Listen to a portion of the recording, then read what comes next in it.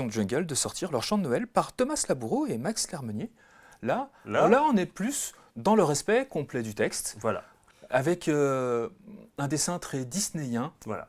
Là, on plus pour le jeune public. Voilà, on est clairement sur une adaptation destinée au jeune public, 10-12 ans, on va dire. Un truc. Oui, c'est ça.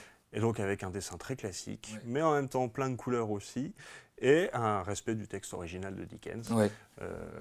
Les deux ont des passages obligés parce que, voilà, dans le récit, il y a des moments iconiques. Les fantômes, on connaît l'histoire de toute façon. Et de voir le traitement graphique assez similaire, malgré toutes leurs différences, c'est assez intéressant.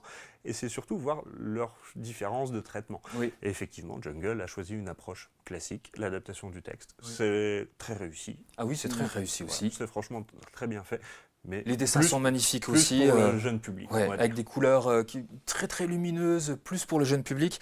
Et puis chez Jungle, il y a un petit truc à la fin qui est un peu rigolo aussi. C'est un carnet additionnel d'informations et de jeux rédigé et validé par les enseignants qui complètent l'histoire pour pouvoir, si les enseignants veulent en primaire raconter cette histoire-là, c'est très très pédagogique, très très ludique et je trouvais ça très très sympa aussi de amener les enfants par le prisme d'une grande histoire quand même. Un grand classique. Un grand classique, par la bande dessinée, de les amener à ces grands classiques-là. C'est très chouette, donc on apprécie vraiment l'évolution en plus positive du personnage, parce que là, c'est pour les gamins, donc le personnage est très très positif. Sur la fin, on ne vous apprendra rien. Une bonne adaptation pour découvrir du coup ce récit de Noël.